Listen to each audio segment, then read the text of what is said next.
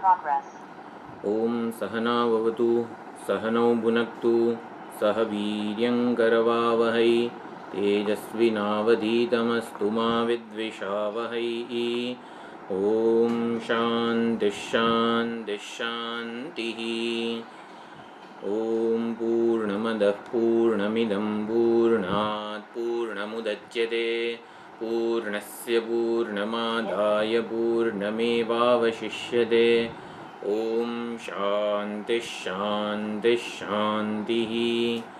ओम सदाशिवसमारम्भां शङ्कराचार्यमध्यमाम् अस्मदाचार्यपर्यन्तां वन्दे गुरुपरम्परां वन्दे गुरुपरम्पराम्।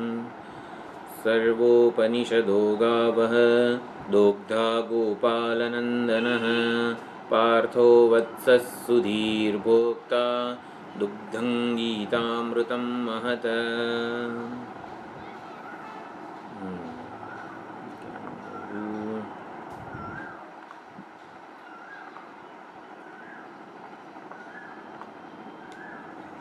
गहना कर्मणो गतिः।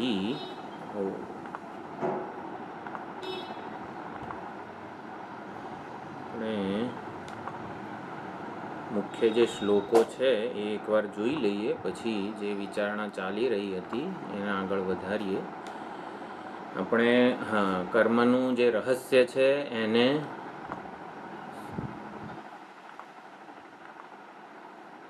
સમજવાનો પ્રયત્ન કરી રહ્યા હતા। અર્જુન શોક અને મોહના સાગરમાં ડૂબેલો છે અને એનો ઉદ્ધાર ભગવાન આત્મજ્ઞાનના ઉપદેશથી કરે છે। ત્યારે અર્જુનને પોતાની સમસ્યા સ્વજન વધ અત્યંત સિગ્નિફિકન્ટ લાગે છે। એટલે કે મારાથી મારા આ સ્વજનો છે એનો વધ થશે અને હું એમનો હત્યારો થઈશ। એટલે કે પોતાને એ હત્યારો માને છે અને સ્વજનો ભીષ્મ દ્રોણ ગુરુજનો વગેરે એનાથી હણાઈ જશે એવું માને છે। ભગવદ્ ગીતામાં મુખ્યત્વે આ બે પ્રશ્નોને ઉદ્દેશીને ભગવાને ઉપદેશ આપેલો છે। અર્જુન પોતાને કર્મનો હનન ક્રિયાનો કર્તા માને છે અને ભીષ્મ અને દ્રોણ ગુરુજનો સ્વજનો વગેરે એ હનન ક્રિયાનું કર્મ એટલે કે કર્મ એટલે દ્વિતીય વિભક્તિવાળું કર્મ એટલે કે ફળ। એ હનન ક્રિયાનું ફળ કોને મળશે? ભીષ્મ દ્રોણ કે સ્વજનોને મળશે। એટલે કર્તૃત્વ અર્જુન પોતાને કર્મ હનન ક્રિયાનો કર્તા માને છે। ભીષ્મ દ્રોણ સ્વજન ગુરુજનો વગેરે હનન ક્રિયાના કર્મથી હણાઈ જશે એટલે હનન ક્રિયાનું ફળ એમને મળશે। એટલે કર્મ અને ફળ વિષયક આ જે પ્રશ્નો છે કર્તૃત્વ, હવે કર્મ ફળની જગ્યાએ આપણે ભોક્તૃત્વ અથવા તો મર્ત્યત્વ, ભીષ્મ દ્રોણ મરી જશે હણાઈ જશે।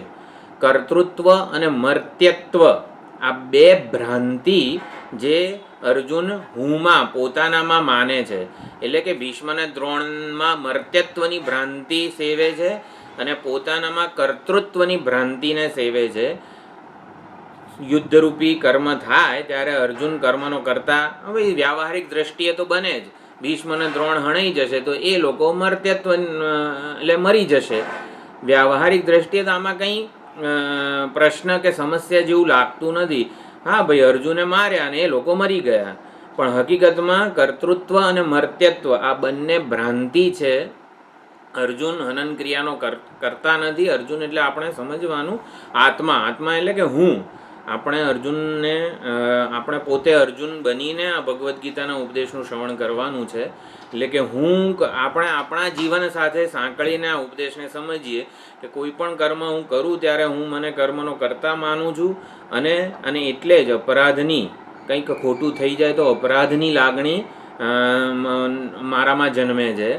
કોઈક મારી સાથે કોઈક વ્યવહાર કરે ત્યારે કાં મને સુખ જન્મે કે દુઃખ જન્મે, એટલે કે ભોક્તૃત્વની લાગણી પણ મારામાં જન્મે છે। એટલે હું મને કર્મનો કરતા અને કર્મફળનો ભોગતા માનું છું। વ્યવહાર એ રીતે થઈ રહ્યો છે। આ સમજ કેવી રીતે ખોટી છે, અધૂરી તો ના કહેવાય, પરંતુ વિપરીત સમજ છે હું વિશેની, એને ભગવાન અહીંયા ગહના કર્મણો ગતિહિ આખી જે વિચારધારા છે એમાં પ્રગટ કરે છે। ભગવાને કીધું અર્જુન શોકગ્રસ્ત છે, હું કઈ રીતે સ્વજનોને ગુરુજનોને હણું, એટલે અર્જુન શોકગ્રસ્ત છે, ત્યારે વિષાદગ્રસ્ત છે, ડિપ્રેશનમાં છે, ત્યારે ભગવાન હસતા હસતા એવું કહે છે કે તું શોક ન કરવા યોગ્યનો શોક કરે છે. આત્મા તો અજન્મા છે, નિત્ય છે, શાશ્વત અસ્તિત્વ સ્વરૂપ છે, એ કંઈ હણતોય નથી ને હણાતો નથી. પારમાર્થિક ઉપદેશ આપે છે. આપણને એમ લાગે કે ભગવાન તમે કંઈક અર્જુનને સમજાય એવું બોલો ને, અર્જુનની સમસ્યાને ઉદ્દેશો ને, આત્મા અજન્મા છે, અજર છે, અમર અવિનાશી છે, એનાથી મારે શું? એટલે કે અર્જુનને શું એનાથી ફાયદો થવાનો છે? અર્જુનના પ્રશ્નોનો કંઈક જવાબ આપો ને. એટલે ભગવાન તો ખાલી એવું જ કહે છે કે ભાઈ તારામાં શોક સંભવ નથી. એટલે આપણને કોઈ પણ અપરાધની કે ઘવાયાની લાગણી જન્મે, આપણે વેદાંત શાસ્ત્ર ગુરુ ઈશ્વર પાસે જઈએ ત્યારે એ લોકો આ જ કહે છે, અશોચ્યાનંદ, તું શોક ન કરવા યોગ્યનો શોક કરી રહ્યો છે. તારામાં આ શોક જન્મી શકે છે ખરો, એનો વિચાર કર.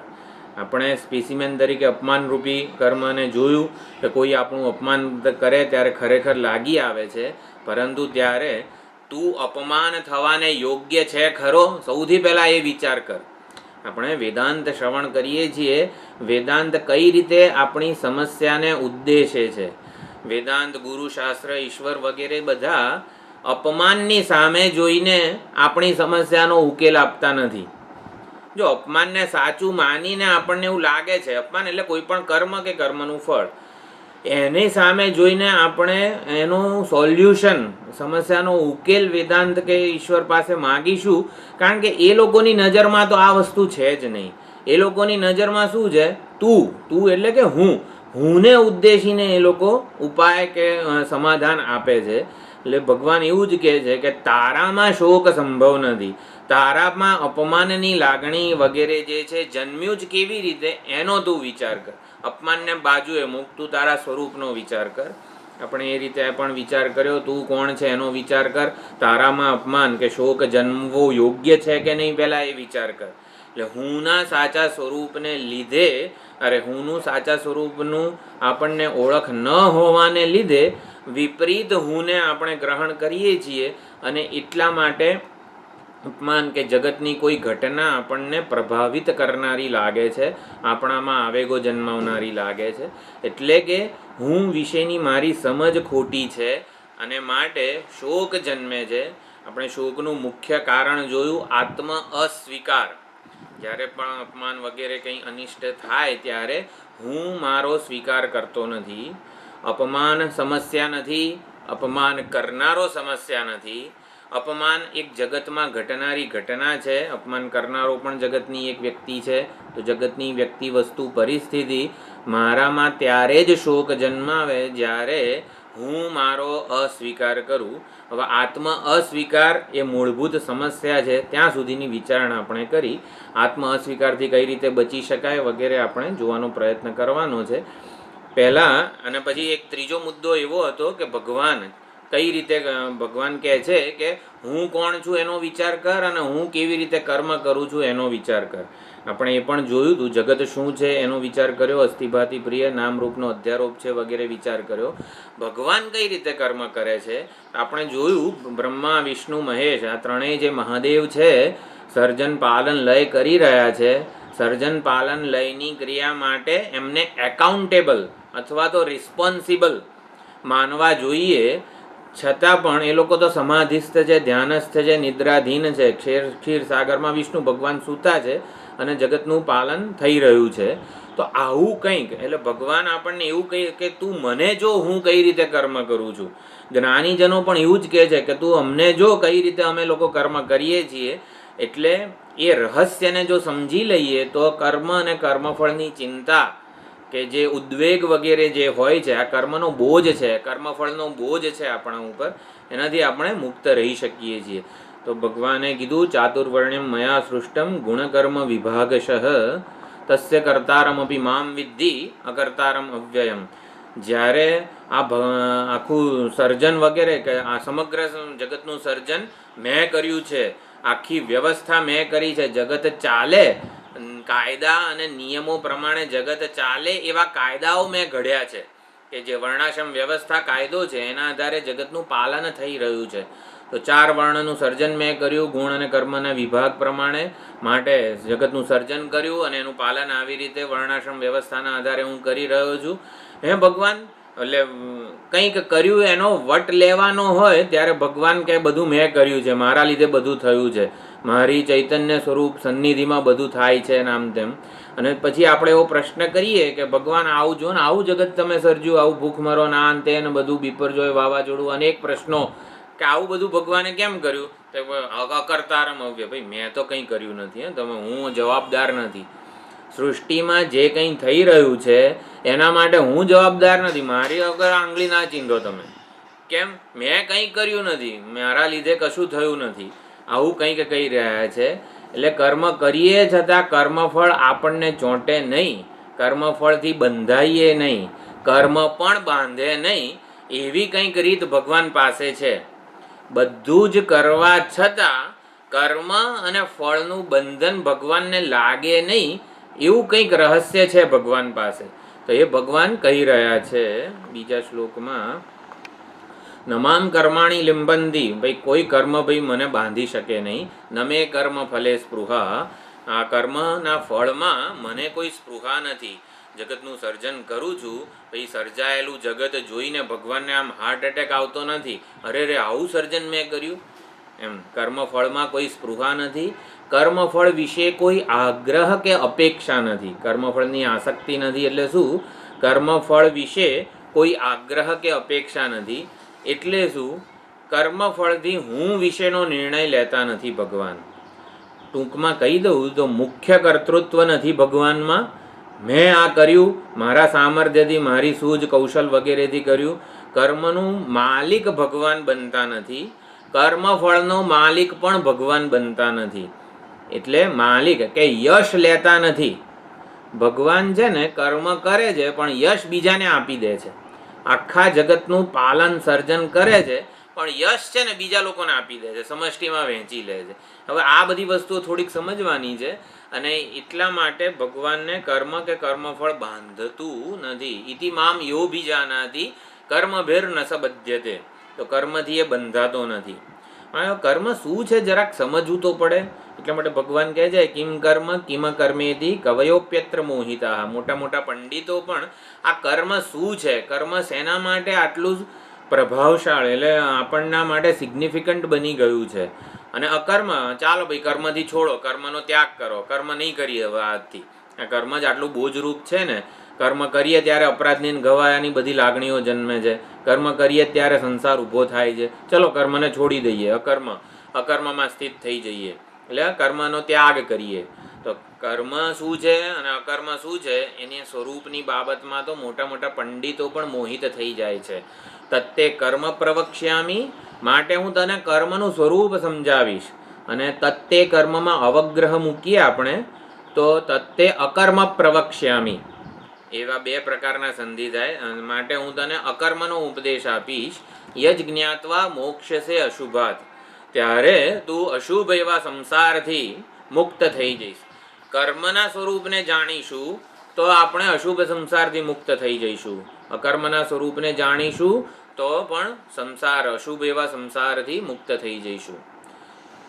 કર્મણો હેપી બોદ્ધવ્યમ ચ વિકર્મણ, કર્મ નિષિદ્ધ કર્મ અને અકર્મ કંઈ ન કરવું, એ બધાનું સ્વરૂપ જાણવું જોઈએ. કારણ કે ગહના કર્મણો ગતિ, કર્મની ગતિ અત્યંત ગહન છે, રહસ્યમય છે. તો એવું શું રહસ્ય છે કર્મમાં? તો ભગવાન કઈ રીતે કર્મ કરે છે એ હવે આપણે થોડુંક સમજી લઈએ. એક ઉદાસીન શું છે 9મા અધ્યાયનો શ્લોક છે. ઉદાસીન નચમામ તાની કર્માણી નિબધ્નંતિ ધનંજય, ઉદાસીનવદાસીનમ અસક્તમ તેષુ કર્મશુ. કર્મ કે કર્મફળ ભગવાનને કેમ બાંધતું નથી? તો એનું રહસ્ય અહીં ભગવાન કહી રહ્યા છે. કયા રહસ્યને લીધે ભગવાન છટકી જાય છે? બધું કરવા છતાં ભગવાન જવાબદાર કેમ નથી રહેતા? આ બીપરજોય વાવાઝોડું કેમ આવ્યું, કેટલું બધું નુકસાન થયું, ભગવાન કંઈક સમજણ પડે છે કે નહીં? કોઈક ભગવાનનો આક્ષેપ કરે તો ભગવાન તો છટકી જાય છે, જવાબદારી લેતા નથી. ભગવાન કહે છે I am not accountable for this, I am not responsible. તો એવું શું છે ભગવાન પાસે? તો એટલે હું કર્મ કરું છતાં ફળ ભોગવવાનું ના રહે, ફળની કોઈ ચિંતા ના હોય, ફળનો કોઈ સંતાપ ના હોય, એને ફ્રીડમ ઇન એક્શન કહેવામાં આવે છે. કર્મમાં સ્વતંત્રતા, કર્મમાં સ્વતંત્ર. હા, yes. If God is not taking the responsibility, why he is God?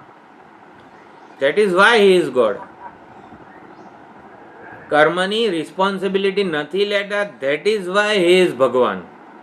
કઈ રીતે ને એ સમજીએ. ભગવાનનું ભગવત તત્વ જે છે ને એવું છે. એટલે જાણે કે કેવું છે, ભગવાનમાં એટલું બધું જેને અંતિમ પૂર્ણપણે સંપૂર્ણ સમગ્ર માત્રામાં સંપૂર્ણ માત્રામાં પ્રેમ, ઉદાર, સમષ્ટિનું કલ્યાણ, સર્વભૂત હિતે રતાહ, પરોપકાર, આ જેટલા ક્ષમા, આ બધું છે ને એબન્ડન્ટ માત્રામાં છે. હવે જ્યારે તમારો સ્વભાવ આવો હોય ત્યારે પૂર્ણપણે માત્રામાં આપણે ભગવાનમાં જોઈ શકીએ છીએ. એટલે ભગવાનમાં આ બધું કશું લાગુ નથી પડતું. આપણે ભગવાન જેવા બનવાનું છે. ભગવાન જેટલા પ્રેમાળ છે, ઉદાર છે, સર્વભૂત હિતે રતા છે, ઉપકારમાં પરોપકારમાં રત છે, અને માટે ભગવાનને કર્મ કે કર્મફળ બાંધતું નથી. આ રહસ્ય છે. હવે કઈ રીતે આ રહસ્ય છે એ સમજવાનું છે. મને શું મળશે એના કરતાં મારા વડે શું થઈ શકશે એ વિચારીએ ને ત્યારે આ કર્મ કે કર્મફળના બોજથી, બંધનથી મુક્ત રહી શકીએ છીએ. એટલે કે આ કર્મ કરવા દ્વારા મને શું મળશે, એટલે મારા વિશે મને કોઈ લાભ, સ્વાર્થ અને અભિમાન નામની કોઈ વસ્તુ ભગવાનમાં નથી. સમષ્ટિના હિતાર્થે જ ચિંતન અને કર્મ થયા કરે છે. ભગવાને સૂર્ય જેટલા પણ આ પરિબળો છે, સૂર્ય આપણે એક એક્ઝામ્પલ તરીકે સૂર્યને લઈએ. સૂર્ય નિત્ય પ્રકાશી રહ્યો છે. નિત્ય પ્રકાશવાનો સ્વભાવ ભગવાને મૂક્યો છે સૂર્યમાં. સૂર્ય હંમેશા પ્રકાશે છે. હવે આપણે સૂર્યને પૂછીએ કે ભાઈ પ્રકાશવાનું કર્તૃત્વ તારામાં છે? સૂર્યને એવું પૂછીએ. પ્રકાશ હું ખબર છે આટલા અનાદિકાળથી આ બધું પૃથ્વીને વગેરેને બધાને પ્રકાશી, મારા પ્રકાશમાં જ તમે બધા કામ કરો છો, સવારે ઉઠો છો. પ્રકાશવાના કર્મનો યશ સૂર્ય કેમ નથી લેતો? સ્વભાવ છે, પણ એ સ્વભાવ માટે પણ એ પોતે જવાબદાર નથી. ભગવાને એવો સ્વભાવ મૂકેલો છે. તો હા, સ્વભાવ એક થોડુંક હજી વિચારીએ કે પ્રકાશવાના સ્વભાવનો કે પ્રકાશવાના કર્મનો યશ સૂર્ય કેમ લેતો નથી? મેં આટલું બધું પ્રકાશ્યું આવું. હા, ફૂલ અપેક્ષા નથી, કર્તૃત્વ નથી, અપેક્ષા નથી. એ તો એ જવાબ કહેવાય. યશ કેમ નથી લેતો એનું થોડુંક હજી વિચારીએ તો કર્તૃત્વ નથી.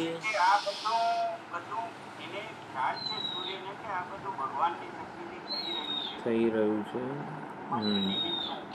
હું નિમિત્ત છું. પ્રકાશ. હા હા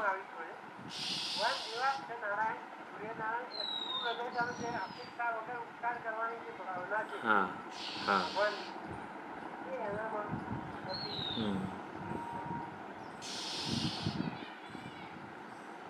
સૂર્યને કદાપી એવું લાગતું નથી કે મેં આટલું બધું આટલા વર્ષોથી આટલું કામ કર્યું વગેરે વગેરે. કર્મનો કે કર્મફળનો બોધ.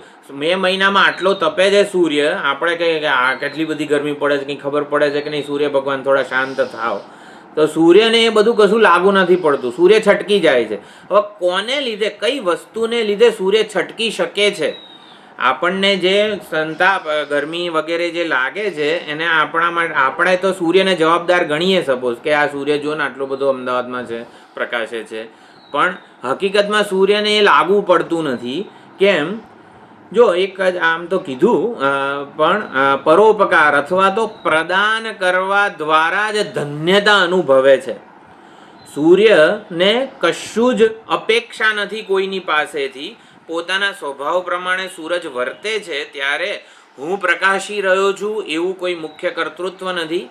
અથવા તો પ્રકાશના વાના સ્વભાવ દ્વારા સૂર્ય પોતે ધન્યતા અનુભવે છે.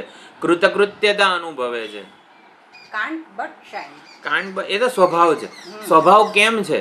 હા. ભગવાને સ્વભાવ એવો આપેલો છે સૂર્યને, પરંતુ એટલે સ્વભાવ આપેલો છે ભગવાને સૂર્યને એટલે શું? પ્રદાન કરવા દ્વારા ધન્યતા અનુભવવી, પ્રદાન કરવા દ્વારા કૃતકૃત્યતા અનુભવે છે સૂર્ય, અને માટે એનામાં મુખ્ય કર્તૃત્વ નથી. જો મુખ્ય કર્તૃત્વ નથી એનું કારણ શું છે? અત્યંત પ્રેમથી હૃદયમાં સાચો ઈશ્વર પ્રેમ હોય તો કેવું આપોઆપ બધું થઈ રાખે છે. તો એવી જો સૂર્યનો પ્રકાશવાનો સ્વભાવ કેમ છે? કારણ કે પ્રકાશવાના સ્વભાવ દ્વારા, પ્રકાશવાની ક્રિયા દ્વારા એ પોતાને માપતો નથી, એને પ્રકાશવાની ક્રિયાનું કોઈ કર્મફળ જોઈતું નથી, કારણ કે પ્રકાશવા દ્વારા એ ધન્યતા અનુભવે છે. કર્મમાં પોતાના સ્વભાવમાં જે ધન્યતા અનુભવે છે, કૃતકૃત્યતા અનુભવે છે, માટે એને મુખ્ય કર્તૃત્વ અથવા તો હું પ્રકાશું છું એવું માનવાની જરૂર નથી. આપણને કેમ જરૂર પડે છે આ કર્મ મેં કર્યું એવું જાહેર કરવાની? મારામાં આટલી સરસ કુશળતા છે, મારી કોઈક નોંધ લે, આટલા બધા કામ કરું છું, આટલી બધી સેવા કરું છું, કોઈક નોંધ લે. આવું મારી નોંધ લેવી જરૂરિયાત કેમ હોય છે? હૃદયમાં ઈશ્વર પ્રેમ હોય ને તો આ જરૂરિયાત ના રહે. એટલે આપણામાં આ કર્મ કરવાનો સ્વભાવ ભગવાને બનાવી દીધો છે. એવું જ્યારે હોય, હૃદયમાં સાચો ઈશ્વર પ્રેમ હોય, એટલે કે આપણા દ્વારા આ બધું, એટલે ઉપાધિના સ્વભાવ ભગવાને આપેલો છે, કર્મ કરવાના સ્વભાવવાળી ઉપાધિ ભગવાને બનાવેલી છે. માટે કર્મનો કે કર્મફળનો યશ આપણે ના લઈ શકીએ. જીવ માત્ર ને માત્ર હા બાળકો પ્રત્યે પ્રેમ હોય છે, હા 4-5 બાળકો હોય તો પણ એ પોતપોતાની અપેક્ષા કે પોતાના બાળકોને છે. નિસ્વાર્થ પ્રેમનું ઉદાહરણ છે. માતા અને પુત્ર વચ્ચેનો જે પ્રેમ છે નિસ્વાર્થ પ્રેમનું, નિસ્વાર્થ એટલે કોઈ અપેક્ષા વગર માતા ઉછેરે છે, સંપૂર્ણ પ્રેમ, આદર, સ્વીકાર બધું આપે છે. એટલે માની હાજરી હોય ને ત્યારે બાળકો કેવા નિશ્ચિંત, નિરાત, જે તોફાન કરવું એ કરે, માં નથી બોલવાની, માં વઢવાની નથી એવું ખબર છે. બાપ આઈને તો બે લાફાઈ મારે, પરંતુ માં આપણને કંઈ નહીં, એ તો પ્રેમ જ કરશે, પ્રેમથી ખોળામાં લઈને સમજાવશે કે જે વાલ કરશે. એટલે જ્યાં સૂર્યને આવો એટલે આત્મસ્વીકાર છે, સૂર્યને આત્મસ્વીકાર છે ને માટે મુખ્ય કર્તૃત્વ નથી. આત્મસ્વીકાર છે એટલે શું? પ્રકાશસ્વરૂપી કર્મ નું કોઈ કર્તૃત્વ નથી. સૂર્યને એવું લાગતું નથી કે મેં આ કર્યું છે, મેં આટલું પ્રકાશ્યું છે, મારા પ્રકાશથી આ બધું જગત ચાલે છે વગેરે. એટલે આવી હું વિશેની કોઈ, હું કરતા છું કે કર્મનો ભોગતા છું એવી કોઈ ગેરસમજ સૂર્યમાં નથી. પ્રદાન કરવા દ્વારા ધન્યતા છે, એટલે કે શું? ભગવાને પ્રેમથી મારો સ્વીકાર કરેલો છે. બાળકોને કેવું થાય? અત્યંત માં એનો પ્રેમથી સ્વીકાર કરેલો છે એવું એમને ખબર હોય છે. સૂર્યને પણ એવું લાગે છે કે મારો પ્રેમથી સ્વીકાર થયેલો છે ભગવાન દ્વારા, એટલા માટે પ્રકાશવામાં જ એને આનંદ આવે છે. પોતાના સ્વભાવ પ્રમાણે વર્તવામાં, સ્વભાવ કેમ આવો એ ભગવાને બનાવ્યો છે એવું એ સમજી શકે છે. પ્રકાશવાનું કર્મ, પ્રકાશવાનો સ્વભાવ મારામાં ભગવાને આપેલો છે, માટે એ નિયતપણે એ પ્રદાન કરવા દ્વારા જ હું ધન્યતા અનુભવી શકું છું. માટે કર્મથી મને માપવાની, આટલું બધું હું પ્રકાશું છું, મારા લીધે આ બધું થાય છે, કર્મ કે કર્મફળથી પોતાને માપવાની જરૂર નથી સૂર્યને. કેમ? પ્રદાન કરવા દ્વારા, પ્રકાશવા દ્વારા એ પૂર્ણ ધન્યતા અનુભવે છે, અને એના દ્વારા જ ઈશ્વરે મારો પૂર્ણ સ્વીકાર પણ કરેલો છે એવું એ સમજે છે. અને માટે ભગવાન શાંતિથી ક્ષીરસાગરમાં સૂતા છે, અને આ સૂર્ય વગેરે જેટલા અધિષ્ઠાતા દેવતાઓ, સમષ્ટિના પરિબળો છે, એમના દ્વારા બધું થઈ રાખે છે. અત્યારે પણ જગત આટલું ક્રિયાશીલ છે, બધા સ્તરે કાર્ય થઈ રહ્યા છે. હું બોલી રહ્યો છું, તમે સાંભળી રહ્યા છો, જગતમાં અનેક પ્રવૃત્તિ થઈ રહી છે. એ બધા કર્મોનો કોઈ કરતા નથી, કોઈ માલિક નથી. કોઈ એવું ન કહી શકે કે આ કર્મ મેં કર્યું છે. જો સ્વામીજીના ઘણા પ્રવચનોમાં આવે ને કે આટલું બધું તો મેં કર્યું છે, હકીકતમાં તો એવું એક કર્મ બતાવો કે જે તમે કર્યું હોય, એટલે કે આપણે કર્યું હોય એવું એક કર્મ આપણે બતાવી શકીએ એમ નથી કે આ કર્મ મેં કર્યું છે. એવું બધું સમજી કઈ રીતે, વ્યવહારમાં સમજી કઈ રીતે શકાય? આ જ સમજવાનું છે. પ્રદાન સ્વભાવ કર્મ કરવાના સ્વભાવવાળી ઉપાધિ ભગવાને આપી છે. અમુક વિશેષતા છે, અમુક એની મર્યાદા છે, અમુક એની કુશળતા છે. આ ઉપાધિ ભગવાને આપણને આપી છે. સર્વજ્ઞ સ્વભાવ એવા ભગવાને નિષ્પક્ષ છે. ભગવાન આ બધી ઉપાધિઓ આપણને આપવામાં કોઈ પ્રકારનો પક્ષપાત નથી. હવે જ્યારે આ ઉપાધિ દ્વારા કર્મ થતું હોય ત્યારે આપણે શું કરીએ છીએ? પ્રદાન કરવા દ્વારા ધન્યતા અનુભવતા નથી. એના બદલે આપણે જે કંઈ કરીએ ને એમાં મુખ્ય કર્તૃત્વ કેમ આવી જાય છે? ભાઈ આટલું મેં કર્યું, ખબર છે, આટલી સેવા મેં કરી, આટલા વર્ષો આ કર્યું તે કર્યું, એવું કેમ આવી જાય છે? કારણ કે કર્મ કરવા દ્વારા આપણને ધન્યતા કે કૃતકૃત્યતા નથી લાગતી. કર્મનો યશ લઈને ધન્યતા અનુભવવી છે. હવે એવું શેના માટે છે? અહંકાર વગેરે જે છે, રાગદ્વેષ, સંકુચિતતા, સ્વાર્થ, અભિમાન, ઈર્ષ્યા વગેરે જે કંઈ અજ્ઞાન કલ્પિત મૂલ્યો છે એના લીધે આ બધું મહત્વનું બને છે. માટે કર્મનો યશ લઉં ને તો હું આત્મસ્વીકાર કરું. મારો આત્મસ્વીકાર કઈ રીતે હું કરું છું? જગત પાસે હું આત્મસ્વીકારની ભીખ માગું છું. હે જગત, તું મારા કર્મની નોંધ લે. હે જગત, તું મારા પ્રદાનની નોંધ લે. આત્મસ્વીકાર આપણે જગત પાસે માગી રહ્યા છીએ.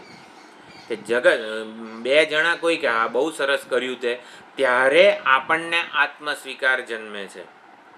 અથવા તો જગત જ્યારે આપણો આત્મસ્વીકાર ન કરે, આત્મસ્વીકાર એટલે શું? હા, કંઈક નોંધ લે, ત્યારે પછી હું એવો બહાર દેખાવ ઉત્પન્ન કરું, મારી નોંધ લેવાય એવું ડેલિબરેટલી કરું, હું વટ મારી જાઉં, હું કંઈક આવું કરું, મારો સ્વાર્થ સંતોષું, બીજાના ભોગે મારા સ્વાર્થ સંતોષું, બીજાના ભોગે મારા અભિમાનપૂર્વક હું કર્મ કરું વગેરે, એ બધું મહત્વનું બને. એના દ્વારા આત્મસ્વીકારને શોધું. એટલે ખોટી રીતે આત્મસ્વીકારને માગવાનો સાધવાનો પ્રયત્ન કરું, અથવા તો જગત પાસે આત્મસ્વીકાર માગવાનો પ્રયત્ન કરું છું. આ બંને રીત ખોટી છે. અજ્ઞાનને અને અજ્ઞાન દ્વારા જ એને પ્રાધાન્ય મળે છે. અજ્ઞાન દ્રઢ થતું જાય છે.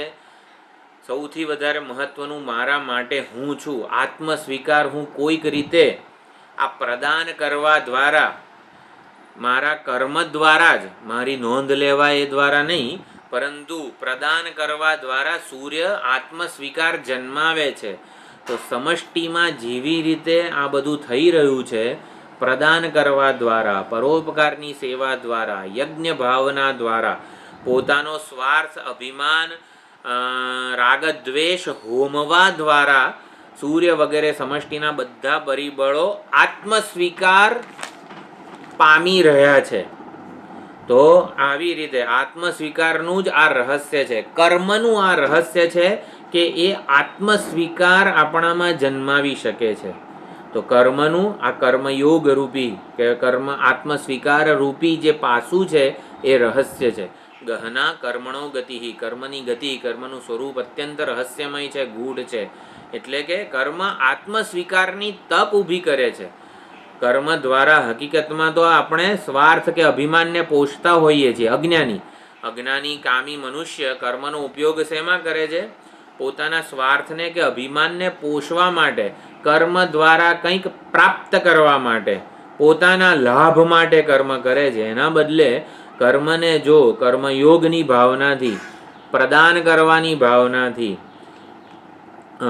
ઈશ્વરના પ્રેમને અભિવ્યક્ત કરવાની ભાવનાથી, મારા હૃદયમાં સમષ્ટિ માટેનો પ્રેમ હોય, ઈશ્વર માટેનો પ્રેમ હોય, તો કેવું સમષ્ટિમાં હું કંઈક પ્રદાન કરું. કોઈક સ્તરે આપણે આ રીતે પ્રદાન કરી જ રહ્યા હોઈએ છીએ. આપણામાં જે કંઈ સામર્થ્ય છે, જે કંઈ કળા છે, એ બધું સમષ્ટિના હિતાર્થે કરી રહ્યા હોઈએ છીએ. પરંતુ એમાં પછી મારી નોંધ લેવાય એવું કોઈ મુખ્ય કર્તૃત્વ ન હોય, એ ધ્યાન રાખવાનું છે. પ્રદાન કરવામાં ધન્યતા જ્યારે અનુભવીએ, આપણે પ્રદાન કરવામાં, પરોપકારમાં ધન્યતા, કૃતકૃત્યતા અનુભવીએ ને, ત્યારે ચોક્કસ કર્મ એ રહસ્યમય, આ કર્મયોગ વગેરે, આ સમર્પણની ભાવના વગેરે જે છે એ જન્માવવામાં, એને પરોપકાર વગેરે જે છે એમાં એ નિમિત્ત બની શકે છે. સુંદર. યસ, પરોપકારાય ઇદમ શરીરમ. એટલે સૂર્યનું પ્રકાશવા રૂપી કર્મ. હવે આપણે એક પાસું, આપણે મેં જે 3 રહસ્ય કીધા હતા ને કર્મના, પહેલું રહસ્ય હતું કર્મયોગ, પછી કર્મ એ આત્મ જિજ્ઞાસા વિવિધિશા જન્માવે છે, અને પછી આત્મા. મેં ત્રીજું રહસ્ય આત્મજ્ઞાન એવું લખેલું છે, ઓલી જે ડોક્યુમેન્ટ છે એમાં. આત્મજ્ઞાનની જગ્યાએ આત્મા એવું રાખીએ છીએ આપણે. આત્મા જે સચ્ચિદાનંદ સ્વરૂપ છે, અકર્તા અભોક્તા જે છે ને, એ આત્મા આપણું પોતાનું સાચું સ્વરૂપ, તુરીય પરમાત્મા સ્વરૂપ, એ જે છે એ આત્મા છે. કર્મનું ત્રીજું અંતિમ રહસ્ય આત્મા છે. કર્મ કરીએ ત્યારે આપણે આત્મા જે અકર્તા અભોક્તા છે એના દર્શન કેવી રીતે કરી શકીએ? કર્મ કરતી વખતે જ અકર્તૃ આત્માના દર્શન કરી શકીએ. એના માટે ભગવાનનો સુંદર શ્લોક 4થા અધ્યાયનો સૌથી મહત્વનો 18મો, કર્મણ્ય કર્મયઃ પશ્યેદ અકર્મણિ ચ કર્મયઃ. કર્મમાં જે અકર્મના દર્શન કરે છે, કર્મ થઈ રહ્યું છે, આપણે એનો થોડોક વિચાર કર્યો તો ગઈ વખતે. બ્રહ્મા વિષ્ણુ મહેશ બધા સમાધિસ્થ છે, નિદ્રાધીન છે, ધ્યાનસ્થ છે, સર્જન પાલન લય રૂપી મહાન કર્મો થઈ રહ્યા છે. કર્મમાં અકર્મના દર્શન કરે છે. એને આપણે ભિખારી અભિનેતાના દ્રષ્ટાંતો દ્વારા સમજ્યા હતા.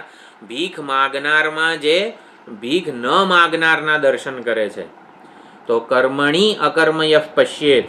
ભીખ માગનાર, ભીખનો અભિનય છે, ત્યારે જ જે ભીખ નથી માગતો એવા અભિનેતાના દર્શન કરે છે. એ કર્મ શું છે? સબુદ્ધિમાન મનુષ્ય શું છે? યુક્ત કૃત્ન કર્મકૃત. એ જ્ઞાની છે, બુદ્ધિમાન છે, કૃતકૃત્ય છે, કર્મ અને કર્મફળના બંધનથી લેપાયમાન થતો નથી. એ અકર્તા અને ભોગતા સ્વરૂપે પોતાને જાણે છે, સમજે છે. તો કર્મમાં અકર્મના દર્શન ક્યારે થઈ શકે? જો કર્મ થઈ રહ્યું હોય ત્યારે જ અકર્તા આત્માના દર્શન કરવાની જે રહસ્યમય યુક્તિ છે, અથવા તો એમાં જ આપણું ફોકસ થાય. કઈ રીતે થઈ શકે? આપણે સૂર્યને પૂછીએ, સૂર્ય તું પ્રકાશે છે, આટલો પ્રકાશવાનો સ્વભાવ છે તારામાં વગેરે. પહેલાં ભિખારી અભિનેતાનો આપણે અભિનેતા ભીખ માગતો નથી. એ ભીખ માગવાનો અભિનય કરી રહ્યો છે ત્યારે જ અભિનેતા ભીખ માગતો નથી. આપણને દેખાય છે એ ભીખ માગી રહ્યો છે, પણ અભિનેતાના પોતાના સ્તરે એ ભીખ માગતો નથી. ભીખનો અભિનય જ્યારે થઈ રહ્યો છે ત્યારે પણ એ ભીખ માગતો નથી. તો આ દ્રષ્ટાંતમાં સમજી લઈએ કે ભીખ માગવા રૂપી કર્મ કેવું અભિનેતાના સ્વરૂપમાં બાધિત થયેલું છે. અભિનેતા સ્વયં નથી કરતો, એટલે મિથ્યા અધ્યારોપિત છે. અભિનેતાના સ્વરૂપમાં ભીખ માગવા રૂપી કર્મ અધ્યારોપિત છે. અધ્યારોપિત છે, આરોપિત છે, મિથ્યા છે, બાધિત થયેલું છે. આટલું તો સમજી શકાય છે. અભિનેતા પોતાની દ્રષ્ટિએ તો કંઈ ભીખ માગતો નથી, એને ભીખનો અભિનય સ્પર્શતો નથી. ભીખ માગવા દ્વારા કોઈ અપમાન કરે કે કોઈ એને 100 રૂપિયા આપે એનાથી હર્ષ કે વિષાદ એને જન્મતો નથી. એટલે અભિનેતાના સ્વરૂપમાં ભીખ માગવા રૂપી અભિનય કર્મ બાધિત થયેલું છે. એવી જ રીતે આપણે જે કોઈ કર્મ કરી રહ્યા છીએ, અત્યારે હું બોલી રહ્યો છું, તમે સાંભળી રહ્યા છો, આ બોલવાનું કર્મ હુંમાં બાધિત થયેલું છે. સાંભળવાનું કર્મ તમારા સ્તરે જે થઈ રહ્યું છે એ પણ બાધિત થયેલું છે. એટલે આટલું સાચું હું બોલું છું, સાચું તમે સાંભળો છો, બધું મિથ્યા છે. ક્યાંથી બાધિત થયેલું છે? થોડુંક સમજવું છે આપણે. હું આ બોલી રહ્યો છું મિથ્યા છે, એટલે ક્યાંથી બોલી રહ્યો છું મિથ્યા? આપણે મિથ્યા શબ્દનો અર્થ જાણતા નથી, માટે થોડુંક એવું થાય. વ્યવહારિક સત્ય આપણને લાગે છે, આટલું ઠોસ નક્કર લાગે છે, મારું બોલવા રૂપી કર્મ, તમારું સાંભળવા રૂપી કર્મ એ બાધિત થયેલું કઈ રીતે આપણે જાણી શકીએ? અભિનેતાના કેસમાં જ્યારે એક જ અભિનેતા માટે 2 વિરુદ્ધ પ્રકારનું હોય, ભીખ માગવું અને ભીખ ન માગવું, એવું બંને જ્યારે દેખાતા હોય, સંભવ હોય, ત્યારે એક સાચું હોય ને બીજું ખોટું હોય.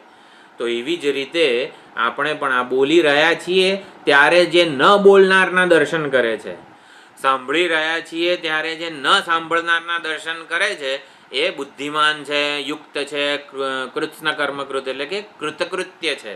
તો આવું અકર્તૃ આત્મ સ્વરૂપ બોલી રહ્યો છું ત્યારે ન બોલનારના દર્શન કઈ રીતે થાય? એની એકાદી યુક્તિ હોવી જોઈએ આપણી પાસે. તો યુક્તિ આપણે સૂર્યના દ્રષ્ટાંતથી સમજીએ. સૂર્યનું પ્રકાશવાનું કર્મ, સૂર્ય પ્રકાશે છે એવો સ્વભાવ છે વગેરે, સૂર્યનું પ્રકાશવાનું કર્મ સૂર્યમાં બાધિત થયેલું છે. આવું કંઈક સમજી લઈએ આપણે, કઈ રીતે સૂર્યમાં બાધિત થયેલું છે. સૂર્યના મૂળ સ્વભાવમાં બાધિત થયેલું છે. કર્મ બાધિત થઈ જવું એટલે શું? સૂર્યના પ્રકાશવારૂપી કર્મ સૂર્યના મૂળ સ્વભાવમાં બાધિત થયેલું છે.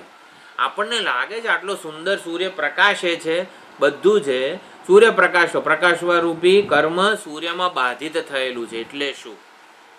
કંઈક વિચારવું છે. પ્રકાશવારૂપી કર્મ સૂર્યમાં બાધિત થયેલું છે. બાધિત થયેલું છે એટલે કે મિથ્યા અધ્યારોપિત છે. સૂર્ય પ્રકાશતો નથી એવું નથી કહેવા માંગતા. પ્રકાશવારૂપી કર્મ સૂર્યમાં બાધિત છે, મિથ્યા અધ્યારોપિત છે એટલે શું? પ્રકાશ તો હોય ત્યારે જે ન પ્રકાશનાર સૂર્યના દર્શન કરે છે, આવું કંઈક. કર્મણી અકર્મય પશ્યેત, કર્મ થઈ રહ્યું હોય ત્યારે અકર્મના દર્શન કરવા છે, જાણે કે કોઈ કરતા જ નથી.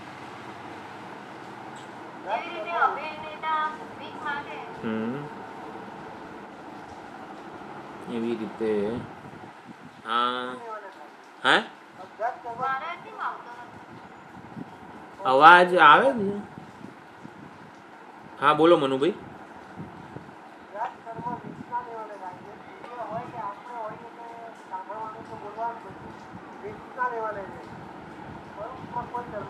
મૂળ સ્વભાવમાં બાધિત થયેલું છે.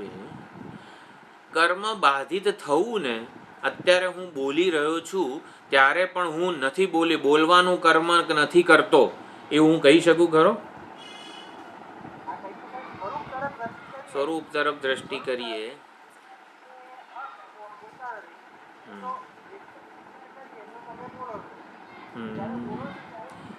એટલે થોડીક વ્યવહારમાં એપ્લાય થઈ શકે ને એવી એકાદી યુક્તિ, થોડીક આપણે એવું કંઈક વિચારીએ. જો અત્યારે હું નથી કરતો પણ હા શરીર કરે છે.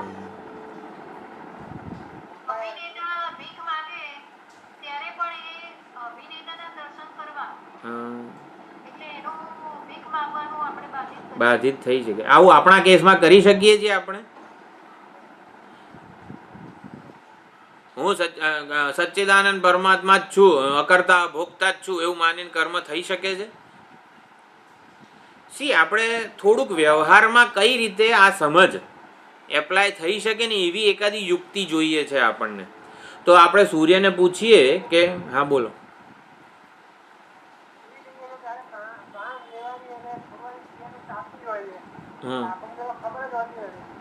બરોબર.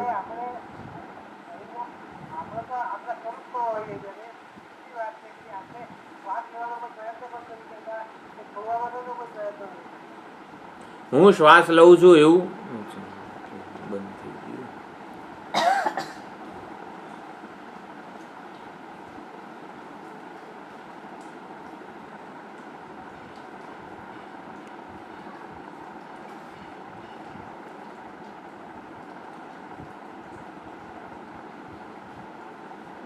Recording in progress.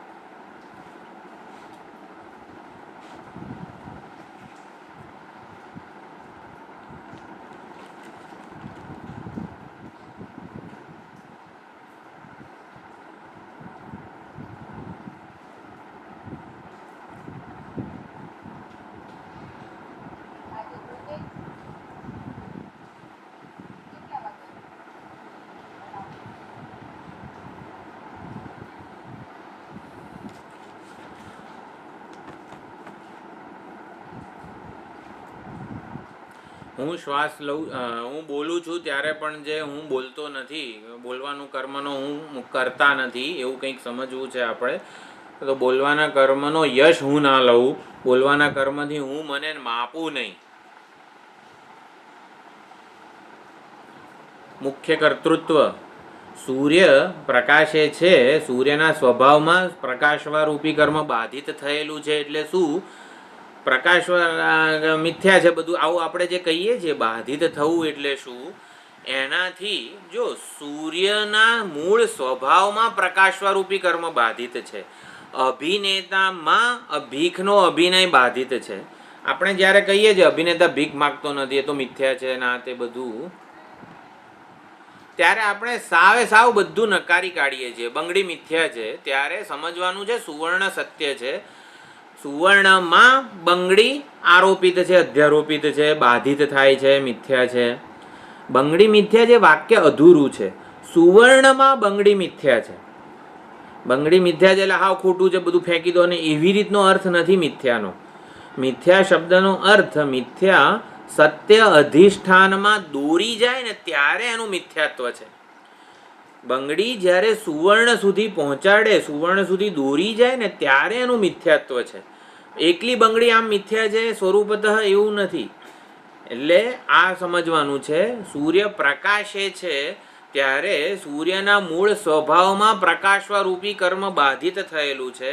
એટલે શું કે પ્રકાશવારૂપી કર્મ જ્યારે થાય છે ત્યારે એનાથી સૂર્ય પોતાને જજ કરતો નથી, પોતાને પ્રકાશવારૂપી કર્મનો કર્તા માનતો નથી, પોતાના યશ લેતો નથી, માલિક બનતો નથી. આવું જ્યારે હોય ત્યારે સૂર્ય એવું કહી શકે કે હું પ્રકાશતો નથી. હું બોલી રહ્યો છું, તમે સાંભળી રહ્યા છો. બોલવારૂપી કર્મ હુંમાં બાધિત થયેલું ક્યારે કહેવાય? સાંભળવારૂપી કે હું તમે કહી શકો કે હું સાંભળતો નથી, હું કહી શકું કે બોલી રહ્યો છું ને ત્યારે પણ હું બોલતો નથી. એવું ક્યારે હોય? બોલવારૂપી કર્મનો હું યશ ના લઉં, બોલવારૂપી કર્મનો હું માલિક ના હોઉં, બોલવારૂપી કર્મથી હું વિશેનો હું જજમેન્ટ ના લઉં, હું વિશેનો નિર્ણય ના લઉં, ત્યારે હુંમાં બોલવારૂપી કર્મ બાધિત થયેલું કહેવાય. આવું કંઈક સમજાય છે ખરું? બોલવારૂપી કર્મ ઉપાધિના સ્તરે થઈ રહ્યું છે ત્યારે પણ જ્યારે સ્વાર્થ કે અભિમાનપૂર્વક ન થતું હોય, કોઈક મુખ્ય કર્તૃત્વ કે કર્મફળની અપેક્ષા વગર થતું હોય ત્યારે એ કર્મ બાધિત થઈ શકે છે. બાધિત ક્યાં થાય? આત્મ સ્વરૂપમાં જ કર્મ બાધિત થાય. જે અકર્મ હોય ને એમાં કર્મ બાધિત થાય. ઉપાધિનો સ્વભાવ ભગવાને ઘડેલો છે, એ પ્રમાણે એ વર્તી રહી છે. કર્તાહમ શું છે? પ્રકૃતે ક્રિયમાણાની ગુણૈ કર્માણી સર્વશઃ અહંકાર વિમૂઢાત્મા કર્તાહમિતિ મન્યતે. આપણે શું કરીએ છીએ? ઉપાધિના સ્તરે આ જીભ, વાણી, ઇન્દ્રિય શબ્દોનું ઉચ્ચારણ કરી રહી છે ત્યારે હું બોલું છું એવું મુખ્ય કર્તૃત્વ હું સેવું છું. બોલવારૂપી કર્મનો માલિક બનું છું, બોલવારૂપી કર્મનો યશ લેવા માંગુ છું. શું કરવા યશ લેવો છે? મારી કંઈક નોંધ લેવાય. આટલું સરસ સમજાવું છું, મારી કંઈક નોંધ તો લેવાય ને.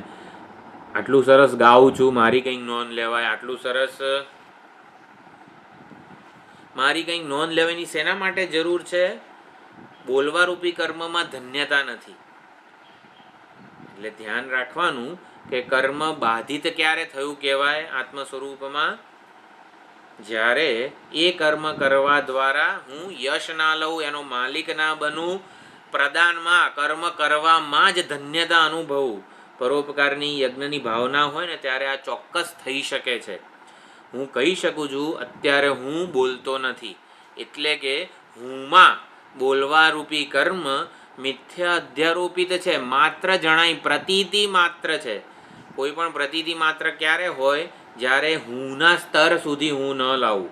અભિનેતા કહી શકે કે ભીખ માગવા રૂપી કર્મ હુંમાં બાધિત છે, માત્ર જણાઈ રહ્યું છે. ક્યારે એવું હોય? જ્યારે હું ભિખારી છું એવું એ ના માને. હું ભિખારી છું, હું ભીખ માગી રહ્યો છું એવું મુખ્ય કર્તૃત્વ ના હોય. ભીખ માગવારૂપી કર્મ દ્વારા એ પોતાના વિશેના નિર્ણયો ના સેવતો હોય ત્યારે ભીખ માગવારૂપી કર્મ એમાં બાધિત થયેલું હોય. ભગવાન પાસે આ ટ્રીક છે. સમગ્ર સૃષ્ટિનું સર્જન પાલન લય કરે છે. સર્જન પાલન લય કરવા દ્વારા એ પોતાના વિશેના કોઈ એનો યશ લેતા નથી. યશ કોને આપે છે? બ્રહ્મા, વિષ્ણુ, મહેશ કે સૂર્ય કે સમષ્ટિના બધા પરિબળોને બધો યશ આપી દે છે. ખ્યાલ આવે છે? યશની વહેંચણી કરી નાખે છે. મેં આ કર્યું છે ને એવું ભગવાનને નમામ કર્માણી લિંપંતી નમે કર્મ ફલે સ્પૃહા. મેં સર્જન કર્યું છે એવો કોઈ કરતા ભાવ નથી, અને સર્જન કરવાને લીધે આ તમે બધા ટકી રહ્યા છો, અને એવી રીતે વટ મારવા રૂપી કોઈ કર્મ નથી, અને સર્જનના ફળ દ્વારા પણ પોતે કંઈ એના માલિક બનતા નથી. સૂર્યમાં પ્રકાશવારૂપી કર્મ બાધિત થયેલું છે, એટલે શું? સૂર્ય પોતાને હું પ્રકાશું છું એવું એનું મુખ્ય કર્તૃત્વ નથી, અને પ્રકાશવા દ્વારા જ ધન્યતા છે, એને મુખ્ય કર્તૃત્વ નથી, અને પ્રકાશું છું ને એટલે આવું બધું થાય છે એવું. કર્મફળમાં પણ એને કોઈ આસક્તિ નથી, કર્મફળ વિશે કોઈ આગ્રહ નથી. એટલે હું સવારે 6 વાગે આવું તો બધાએ ઉઠી જવું જોઈએ ને, શેના 8-8 વાગ્યા સુધી ઊંઘી રહો છો? એવું સૂર્યને કેમ ના થાય? કોઈ 8 વાગે ઉઠતું હોય એના ઘરમાં ઓછો પ્રકાશ આપે સૂર્યને કેમ નથી થતું એવું? માલિક નથી બનતો પ્રકાશવાળું કર્મનો. હા, પ્રકાશવારૂપી કર્મનો માલિક નથી. પ્રકાશવારૂપી કર્મ દ્વારા પોતાને જજ કરતો નથી. તો જો એવું હોય ને, જજ કરે ને તો સૂર્ય આપઘાત કરી લે. આ તો 6 વાગે આવી જવું છું ને, તો કોઈ ઉઠતું નથી, બારીએ ખોલતું નથી, એસી ચાલુ કરીને બધા સૂઈ જ રહે છે, એવું થાય સૂર્યને. એટલે પ્રકાશવારૂપી કર્મ કેવું બાધિત થયેલું છે, ભીખ માગવા રૂપી કર્મ કેવું. હા, ऐसा हो, हम क्यों संकल्प करते हैं कि स्थैर्य, वीर्य, विजय, आयु हो, आरोग्य, हमारे हाथ में कुछ नहीं है, आने वाला भी नहीं, then why we do it? क्यों? ऐसा नहीं है, आने वाला नहीं है, हमारे हाथ में कुछ नहीं, ऐसा नहीं है. ये कर्म, ये संकल्प लेने को किसने बोला है? वेद ने बोला है ना. वेद में Sandhya Vandan is prescribed by Vedas. Yes, वेद ने बोला है तो वेद की रिस्पॉन्सिबिलिटी है कि कर्तृत्व से मुक्त करेगा वेद हमको. જે કર્મ આપણે આદેશ અનુશાસનમાં રહીને કરીએ છીએ, આચાર્યએ એકાદી સેવા આપી હોય આપણને કે આ સેવા તારે કરવાની છે, તો એ સેવાના કર્મ અને કર્મફળમાંથી મુક્તિની જવાબદારી આચાર્યના પક્ષે જ છે. વેદના અનુશાસનમાં રહીને જ્યારે સંધ્યાવંદન વૈદિક કર્મ કરીએ છીએ, ઇદમ અહમ કરીશીએ, બધું રોજ સંકલ્પપૂર્વક કરીએ છીએ, વેદની જવાબદારી છે એના કર્તૃત્વથી આપણને મુક્ત કરી શકે. એટલે વેદ શું છે? સર્વજ્ઞ છે. શરૂઆતમાં અમુક નિષિદ્ધ કર્મો કે સ્વાભાવિક કર્મોથી મુક્ત કરવા માટે આપણને ડેલિબરેટ કર્મો કરતા શીખવે છે કે સંધ્યાવંદન વગેરે ડેલિબરેટ એટલે શું છે? સભાનતાથી આપણે આ કર્મ કરીએ, આપણા કર્તવ્ય કર્મોની આપણે રિસ્પોન્સિબિલિટી લઈએ, આપણે એકાઉન્ટેબિલિટી સ્વીકારીએ, અને એના દ્વારા ધીમે ધીમે પ્રદાન કરવામાં ધન્યતા અનુભવીએ, અને એકાઉન્ટેબિલિટી રિસ્પોન્સિબિલિટીમાંથી I am not obliged to do this. પછી છેલ્લે એ સ્તર છે કે કર્મ કરવાની જરૂરિયાત ન રહે. કર્મમાં અકર્મના દર્શન આ રીતે થાય છે. કર્મ બાધિત થયેલું છે એટલે મુખ્ય કર્તૃત્વ નથી વગેરે આપણે જે વિચાર કર્યો. જો સૌથી પહેલાં કર્મયોગ દ્વારા આપણે આત્મસ્વીકાર જન્માવીએ. હું મારો સ્વીકાર ક્યારે કરું? નીડ ફોર કોગ્નિટિવ ચેન્જ પુસ્તકમાં સ્વામીજી લખે છે, Dayanandji Maharaj, Vedanta doesn't start until you love yourself. આપણે જ આપણી જાતને પ્રેમ કરતા નથી, આપણે જ આપણી જાતનો સ્વીકાર કરતા નથી. કેમ નથી કરતા? કારણ કે આ શરીર, ઇન્દ્રિય, મન, બુદ્ધિની બધી મર્યાદાઓને હુંમાં આપણે કલ્પેલી છે, માટે આપણે આપણી જાતનો સ્વીકાર કરતા નથી. માટે જગત પાસે આત્મસ્વીકારની ભીખ આપણે માગીએ છીએ કે કંઈક મારી નોંધ લેવાય, કંઈક આ કર્મ કરું છું એને કોઈક થાબડે વગેરે વગેરે, કોઈક મને પ્રેમ કરે. ભાઈ હું તો મારી જાતને પ્રેમ નથી કરતો, માટે કોઈક મને પ્રેમ કરે, મને મારી જગ્યા બરોબર મળે, મારે આ રૂમ બરોબર મળે, મને આ બધું બરોબર મળે. જગત પાસેથી પ્રેમની, આત્મસ્વીકારની આપણે ભીખ માગતા જ રહીએ છીએ. એટલે કે જગત પાસે હું સ્વીકૃત હુંને માગી રહ્યો છું. સ્વીકૃત હુંને હું જગત પાસે માગી રહ્યો છું. હું કંઈક કરું અને એની નોંધ લેવાય, મારી કોઈક વિશેષતા, કળા, કૌશલ, મહેનત, પરસેવો પાડું છું, આમ પરસેવાની નોંધ લેવાય. આવું આપણે આત્મસ્વીકાર માગી રહ્યા છીએ. એના દ્વારા આત્મસ્વીકાર કઈ રીતે મળે? મને પ્રદાન કરવા દ્વારા. સૂર્ય આત્મસ્વીકૃત છે, સૂર્યને પોતાની જાતનો સ્વીકાર છે. કઈ રીતે? પ્રકાશવા દ્વારા, પ્રદાન કરવા દ્વારા. એટલે પ્રદાન કરવા દ્વારા સૂર્યને સ્વાર્થ કે અભિમાન નથી, કર્તૃત્વની લાગણી નથી. એટલે કર્તૃત્વ દ્વારા એ આત્મસ્વીકાર માગીએ તો જગત પાસે માગવાનો જ છે. પરંતુ નિસ્વાર્થ ભાવે પ્રદાન કરવા દ્વારા કર્મયોગની જેટલા પણ પગથિયા છે, સમજ છે, એ બધી આપણે યાદ કરવાની છે. મારા સ્વાર્થને કે અભિમાનને જ્યારે હું મહત્ત્વ આપું ત્યારે મારા વેશને, નામ રૂપને હું મહત્ત્વ આપું છું. કે હું એકલો જ, મારો જ સ્વાર્થ સંતોષાય, મને જ લાભ મળે, માટે બીજા બધાના લાભને હું વંચિત જ રાખું છું. અને એના બદલે આત્મસ્વીકારને કઈ રીતે આપણે મહત્ત્વ આપી શકીએ. વાસ્તવિક ઐક્ય રહેલું છે આપણા બધામાં, એ આપણે વિચાર કર્યો તો. વાસ્તવિક ઐક્ય કઈ રીતે છે? જે લાગણીઓ હું મારા માટે ધરાવું છું એવી જ લાગણીઓની અપેક્ષા આપણને બધાને એકબીજા પાસેથી છે. હું મારી જાતનો આદર કરું, મને પ્રેમ આપું, એવી જ રીતે તમે પણ મારો આદર કરો, મને પ્રેમ આપો, એવી અપેક્ષા છે. તમને પણ એવી જ અપેક્ષા છે કે હું પણ તમને આદર આપું, તમને માન આપું. બરાબર? તમને કંઈક ખરું ખોટું કહી જવું એવી તમને અપેક્ષા નથી મારી પાસેથી. તમને એવી જ અપેક્ષા છે ને કે હું પણ તમારો આદર કરું, તમારી કોઈક ભૂલ થઈ ગઈ હોય તો હું પણ તમને માફ કરું, હું ક્ષમા આપું તમને, એવી જ તમને અપેક્ષા છે. એટલે આપણા બધાની એકબીજા પાસેથી એક સમાન ઝંખના અપેક્ષા છે. પ્રેમ, આદર, ક્ષમા, ઉદારતા વગેરે. એ જ બતાવે છે કે વાસ્તવિક કોર આપણું એક છે. આપણે બધા વાસ્તવિક રીતે ઐક્ય જ છીએ. આપણા બધા વચ્ચે ઐક્ય રહેલું છે. એ ઐક્ય આ વ્યવહારિક સ્તરે સમજી શકાય. પારમાર્થિક સ્તરે અદ્વૈત, જે એક ચૈતન્ય સ્વરૂપ પરમાત્મા આપણા બધામાં છે, અને માટે એ રીતે પણ ઐક્ય સમજી શકાય. પણ આ વ્યવહારિક સ્તરે પણ ઐક્ય રહેલું છે એવું આપણે સમજી શકીએ છીએ. અને જ્યારે આ વાસ્તવિક ઐક્યને હું ધ્યાનમાં રાખું કે તમે પણ એવી જ અપેક્ષા રાખો છો કે તમારો સ્વીકાર થાય, તમને માન મળે, હું તમારી કોઈક ભૂલ થઈ જાય તો તમને હું ક્ષમા આપું, તો એવી રીતે એ ઐક્યને ધ્યાનમાં રાખીને જ્યારે કર્મ થાય ત્યારે શું થાય છે?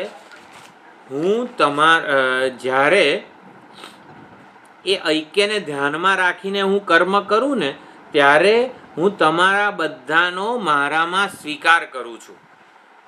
આમાં થાય છે શું? જ્યારે પણ સ્વાર્થ કે અભિમાનપૂર્વક હું કર્મ કરું ને, ત્યારે હું તમને, જગતને, ઈશ્વરને મારાથી બાકાત રાખું છું. હું ઇન્ક્લુડ નથી કરતો. સ્વાર્થ વૃત્તિને, જ્યારે અભિમાન વૃત્તિને, ઈર્ષ્યાને, રાગદ્વેષપૂર્વક કર્મ કરું ત્યારે હું માત્ર મારું જ શું કહેવાય, સંકુચિત રહું છું. ત્યારે હું તમારા બધાનો, તમને બધાને બાકાત રાખું છું. જ્યારે તમને બધાને હુંમાંથી બાકાત રાખું ને, ત્યારે કોઈ દિવસ મને આત્મસ્વીકાર જન્મી ન શકે. આ રાગદ્વેષ, અભિમાન, સ્વાર્થ વૃત્તિને જ્યારે સમર્થન મળતું હોય મારામાંથી, ત્યારે હકીકતમાં છે ને આત્મ અસ્વીકાર જ જન્મે છે. અને માટે શોક, અપરાધની, ગવાયાની લાગણી થાય છે. હું એવી રીતે કર્મ કરું કે જ્યારે જગતને, તમને બધાને, ઈશ્વરને મારામાં સમાવી લઉં. ઈશ્વરને પણ ભગવાને આવું કેમ કર્યું એના દ્વારા, એટલે ભગવાન પાસેથી અપેક્ષા રાખી, ભગવાને આમ કરવું જોઈએ એમ કરીને પણ ઈશ્વરને હું મારામાંથી બાકાત જ રાખું છું.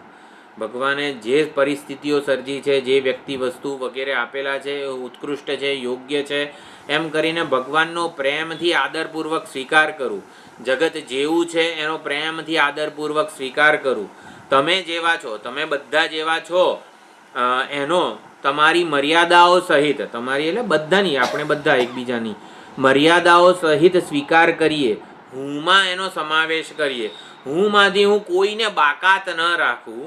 હું ત્યારે હકીકતમાં, જ્યારે જો હું તમને માન આપું છું, તમને આદર આપું છું, તમને મારામાં સ્વીકાર કરું છું, તમારી ભૂલોની ક્ષમા આપું છું, તમારા પ્રતિ ઉદાર બનું છું, આવું બધું કરું ને, હકીકતમાં હું મારો જ આદર કરું છું, મને જ પ્રેમ આપું છું, મારો તિરસ્કાર થતો બચાવું છું, મારો અસ્વીકાર થતો બચાવી લઉં છું. આ વાસ્તવિકતા છે. એટલે તમને પ્રેમ, માન, આદર, ઉદારતા આપવા દ્વારા હકીકતમાં હું મને જ પ્રેમ, આદર, ઉદારતા, ક્ષમા વગેરે આપું છું. અને માટે હું મારો આદર કરું, આત્મસ્વીકાર જ્યારે હોય મારામાં, હું મારાથી સંતુષ્ટ હોઉં, મને મારી જાત માટે સેલ્ફ એસ્ટીમ જે ગૌરવ જન્મે, હું મારી નજરમાં મહાન બનું, હું મારી નજરમાં મહાન બનું અને માટે શોક, વિષાદ વગેરેથી મુક્ત થઈ જવું હંમેશ માટે. એટલે જ્યારે તમારી મર્યાદાઓ, તમારી વિશેષતાઓ, તમારી કુશળતા સહિત જ્યારે હું તમારો સ્વીકાર કરું એટલે સ્વભાવ છે એવો, એમાં તમારા લોકોનો કોઈ જ વાંક નથી. આવા સ્વભાવની, વિશેષતાઓની, મર્યાદાની ઉપાધિ લઈને તમે બધા આવેલા છો એવું જ્યારે સમજું. કેમ ગયું? બંધ થઈ ગયું?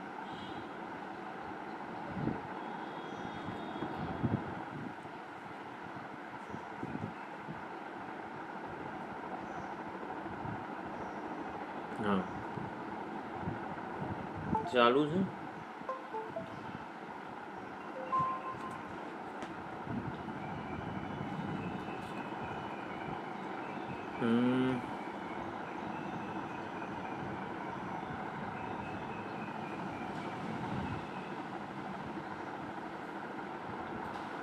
Recording in progress.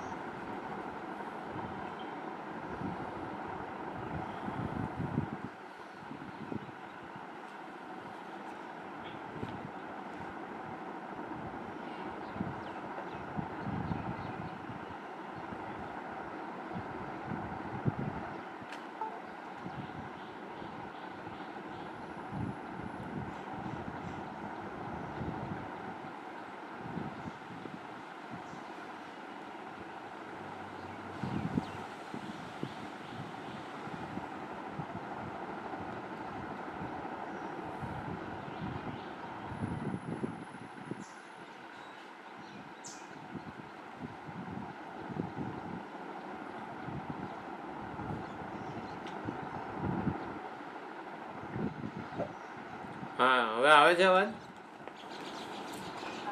હવે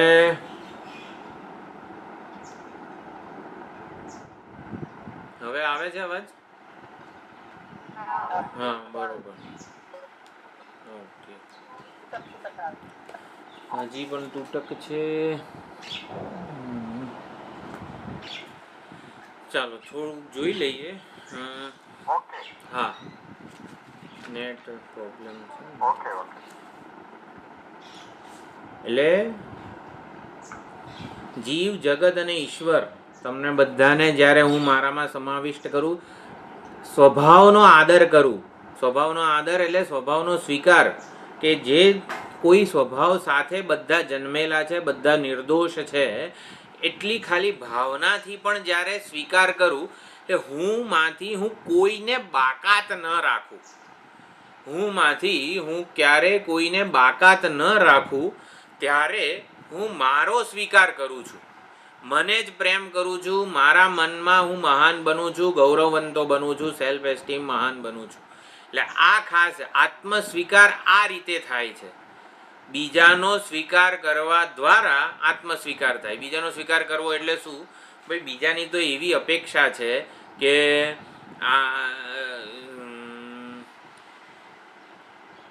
બીજાની જે કંઈ અપેક્ષા હોય એને પૂરી કરવાનો પ્રયત્ન કરું, એને માન આપું, એને આદર આપું, એની મર્યાદાઓ સ્વીકાર કરું, એની ભૂલોને ક્ષમા આપું. એટલે બીજાના પ્રતિ હું ઉદાર બનું. આવું કઈ રીતે થઈ શકે? જો બીજાના પ્રતિ ઉદાર બનું, ક્ષમા કરું, એનો સમાવેશ કરું, એના સ્વભાવનો સ્વીકાર કરું, આવું ક્યારે થાય? આ એક ભાવના છે, પણ એ ભાવનાપૂર્વક, એ ભાવનાની અભિવ્યક્તિ ક્યારે થાય? કર્મ દ્વારા. એટલે કર્મયોગ એક એવી તક છે આત્મસ્વીકારની, અને માટે આત્મસ્વીકારની તક કર્મયોગ કઈ રીતે છે? અન્યના સ્વીકાર દ્વારા. અન્યનો સ્વીકાર કરું ત્યારે આત્મસ્વીકાર જ કરું છું એવું સમજવાનું છે. જગતમાં આ વ્યાખ્યા નથી આત્મસ્વીકારની. જગતમાં તો એવી જ વ્યાખ્યા છે, તમે બીજા બધાને પછાડીને આગળ જતા રહો, તમારો કોઈક વટ પાડો તો તમે you are a successful person. આવું છે. પણ વેદાંતની ભાષામાં, વેદાંતની પરિભાષામાં સક્સેસની આ વ્યાખ્યા નથી, સફળતાની આ વ્યાખ્યા નથી. સફળતા કે જે શોક જન્માવે એવી સફળતાને શું કરવાનું?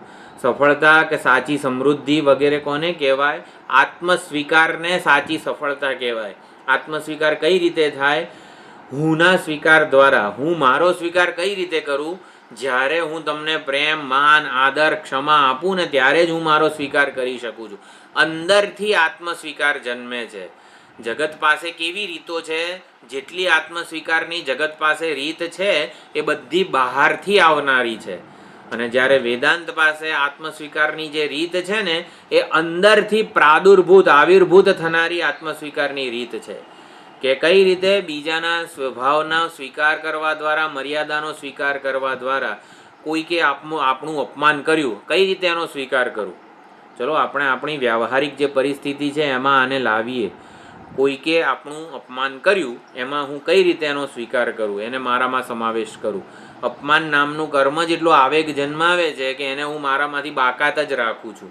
તો કોઈએ અપમાન કર્યું ત્યારે સમજવાનું જે છે, અપમાન કરનારમાં પણ જે અપમાન ન કરનારના દર્શન કરે છે. કર્મણી અકર્મ યફ પશ્યેત, એના બદલે આપણને છે ને અપમાન કર્મ નથી ખૂંચતું, અપમાન કરનારો ખૂંચે છે, સાલે છે.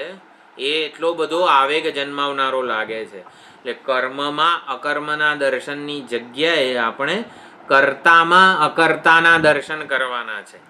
અપમાન કરનારમાં અપમાન ન કરનારના દર્શન કરવાના છે. ઓલાએ અપમાન કર્યું આપણું, ત્યારે આપણે એમાં અપમાન ન કરનારના દર્શન કરવાના છે. કઈ રીતે? જો આપણે સૂર્યના દ્રષ્ટાંતથી સમજી ગયા છીએ કે સૂર્યમાં એનું કોઈ મુખ્ય કર્તૃત્વ નથી, એનાથી એ પોતાને માપતો નથી વગેરે. તો એવી જ રીતે આ અપમાન જેણે કર્યું ને એ હકીકતમાં અત્યંત અંદરથી દુઃખી છે બિચારો. એ અપમાન કરવાનો માલિક નથી. એટલે એ પોતાની ઈચ્છાથી એણે આપણું અપમાન નથી કર્યું, અત્યંત મજબૂરીથી એનાથી આવા શબ્દો બોલાયેલા છે. દુઃખી વ્યક્તિ જે અંદરથી હોય ને એ જ બીજાને દુઃખી કરી શકે. અંદરથી જે સુખ પ્રસન્ન હોય ને એ તો પ્રસન્નતાની વહેંચણી જ કરતો હોય છે. એટલે સમજવાનું છે એમાં પણ અપમાન કરવાનું કોઈ કર્તૃત્વ રહેલું નથી. એ ખાસ સમજવાનું છે. એણે આપણને લાગ્યું છે ને એણે ડેલિબરેટલી હાથે રહીને આવું કર્યું છે. કોઈ હાથે રહીને કશું કરતું નથી. એ સ્વભાવ પ્રમાણે વર્તે છે. હવે આપણે એની એ સ્વભાવની મર્યાદા છે. સ્વભાવની મર્યાદા સહિત જ્યારે આપણે એનો સ્વીકાર કરીએ, હુંમાંથી એને બાકાત ન રાખીએ, કોઈક રીતે આવી વિચારણા દ્વારા આત્મસ્વીકાર જન્માવીએ, અપમાનના શબ્દોને હું સુધી લાવવા જ ન દઈએ. કઈ રીતે? જો આત્મસ્વીકાર જન્મી જશે ને તો પછી અપમાનના શબ્દો આપણને નહીં લાગે. એ અપમાનજનક શબ્દો અસ્વીકાર જન્માવે છે ને માટે એ ઘટના અત્યંત મહત્વની બની જાય છે આપણા માટે. તો કોઈક રીતે અસ્વીકાર હું જન્મવા ન દઉં એની સ્વતંત્રતા મને જ છે. તો અસ્વીકાર ન જન્મવા દઉં એવું કઈ રીતે? કોઈક વિચાર, કોઈક યુક્તિ દ્વારા હું ન જન્મવા દઉં એવી સ્વતંત્રતા કેળવી શકું છું. કઈ રીતે? એને હું મારામાંથી બાકાત ન રાખું. જુદો, ભાઈ તું જુદો, તે મારું અપમાન કર્યું ને માટે હું હવે તને માફ નહીં કરું. એના દ્વારા કોઈક રીતે હું એને ક્ષમા આપું, એના સ્વભાવને, એના મૂળ સ્વભાવને ધ્યાનમાં રાખું. બચારો ખરેખર દુઃખી હશે, બચારા કંઈક કારણ હશે, કંઈક આમ હશે, એમ કરીને કોઈક રીતે હું ઉદાર દિલથી એને ક્ષમા આપું, પ્રેમથી એનો સ્વીકાર કરું ને તો કોઈ દિવસ અપમાન મને લાગશે નહીં. અપમાન લાગે છે, શોક જન્માવે છે, કારણ કે એ અસ્વીકાર જન્માવે છે. કોઈક રીતે અસ્વીકારને હું બચાવી રાખું એટલે ન જન્મવા દઉં. કોઈક રીતે એનો સ્વભાવનો, મર્યાદાનો, વિશેષતાનો, કર્મનો સ્વીકાર કરું. એણે અપમાન નથી કર્યું. અપમાન કરનારમાં જે અપમાન ન કરનારના દર્શન કરીએ આપણે, કારણ કે મૂળભૂત કર્તૃત્વ તો એનું પોતાનું ડેલિબરેટલી નથી. કર્મનો કોઈ કરતા નથી, કર્મનો કોઈ માલિક નથી, કર્મનો કોઈ યશ ન લઈ શકે. બધા સૂર્યમાં પણ કેવું સ્વભાવથી બધું થાય છે, એવી રીતે બધા સ્વભાવ પ્રમાણે કરી રહ્યા છે. કોઈક રીતે, કંઈક વિચારણાથી, કોઈક યુક્તિથી હું એને મારામાંથી બાકાત ન રાખું ત્યારે આત્મ અસ્વીકારથી બચી શકું છું. અને માટે આવી કંઈક રીત વેદાંત સૂચવે છે. કર્મમાં અકર્મના દર્શન, અકર્મમાં કર્મના દર્શન, એ તો પછીની કર્તામાં અકર્તાના દર્શન. અપમાન કર્યું એણે, એમાં અકર્તાના દર્શન. ખરેખર અપમાન નામનું કર્મ એના સ્તરે હું સુધી પહોંચતું જ નથી, એના હું સુધી પહોંચતું નથી. કેવું સ્વભાવના સ્તરે જે કંઈ વસ્તુઓ થઈ રહી છે એને હુંમાં અધ્યારોપિત આપણે જાણવાની છે, બાધિત થયેલી જાણવાની છે. મુખ્ય કર્તૃત્વ ના હોય અને કર્મ દ્વારા કર્મફળની આગ્રહ કે અપેક્ષા ના હોય ત્યારે એ કર્મ બાધિત થયેલું આપણે સમજી શકીએ છીએ. પ્રેમ, ઉદારતા, ક્ષમા વગેરે મૂલ્યો હોય ત્યારે કર્મ બાધિત થયેલું, મુખ્ય કર્તૃત્વ ના હોય ત્યારે કર્મ બાધિત થયેલું સમજી શકીએ છીએ. એક આ રીત છે. બીજું કર્મ, કર્તા, કર્મફળ, કરણ, અપાદાન, અધિકરણ, આ કર્મના બધા કારકો એ વેશ છે. જે ભિખારીના વેશના સ્તરે બધું રહેલું છે, અભિનેતાના સ્તરે આ બધા કારકો બાધિત થયેલા છે, મિથ્યા અધ્યારોપિત માત્ર છે. વેશધારી એક છે અને આ બધા વેશ છે. વેશધારી એક હોય ત્યારે એક જ મૂલ્યો એકબીજાના માટે બધા સેવે તો જ સંવાદિતાના દર્શન થઈ શકે. આપણે કોઈક રીતે સંવાદિતાના દર્શન કરવાના છે, વાસ્તવિક ઐક્યને ધ્યાનમાં રાખવાનું છે. એટલે ભગવાન અહીં કર્મમાં અકર્મના દર્શન દ્વારા હકીકતમાં આપણે હુંને કરતા અને ભોગતા માની રહ્યા છીએ, કર્મનો માલિક બનીએ છીએ, કર્મફળના પણ માલિક બનીએ છીએ. એના બદલે વિપરીત દર્શન કરી જ રહ્યા છીએ હુંમાં. અર્જુન પણ વિપરીત દર્શન કરી જ રહ્યો છે. એના બદલે ભગવાન એવું કહી રહ્યા છીએ કે અભિનય એક સ્તરે છે, અભિનેતાને કશું સ્પર્શતું નથી, કારણ કે અભિનયથી અભિનેતા પોતાના વિશેની કોઈ નિર્ણયો, લાગણીઓ સેવતો નથી. આ ખાસ અહીંયા સમજવાનું છે. આ બોલવાનું કર્મ થઈ રહ્યું છે ત્યારે પણ હું બોલતો નથી એવું હું ક્યારે કહી શકું? બોલવાના કર્મનું મુખ્ય કર્તૃત્વ મેં કર્યું છે, હું બોલું છું એવું ના હોય. અને એનાથી હું મને માપું નહીં, એનાથી વટ મારું એટલે કે મારા વિશેનો કોઈ જજમેન્ટ, નિર્ણય ન સેવું, ત્યારે ખરેખર હું ન બોલનારના અકર્તૃ આત્મ સ્વરૂપના દર્શન કરી શકું છું. શ્વાસ લેવાઈ રહ્યો વગેરે જે ચર્ચા થઈ હતી, એટલે શ્વાસ લેવાનું કર્મ આપણા એની કોઈ ઈચ્છા નથી, એનો કોઈ સંકલ્પ નથી, એનો કોઈ પ્રયત્ન પણ નથી, છતાં પણ કેવું સહજતાથી શ્વાસ લેવાઈ રહ્યા છે. એવી જ રીતે એટલી જ સહજતાથી બોલવાનું કર્મ થાય છે, જોવાનું કર્મ થાય છે, તમારા સ્તરે સાંભળવાનું કર્મ થાય છે, સમજવાનું કર્મ થાય છે. મારામાં આ જે વિચારો ઉત્પન્ન થાય છે એનું પણ કર્તૃત્વ હું લઈ શકું નહીં, એનો માલિક પણ હું બની શકું નહીં.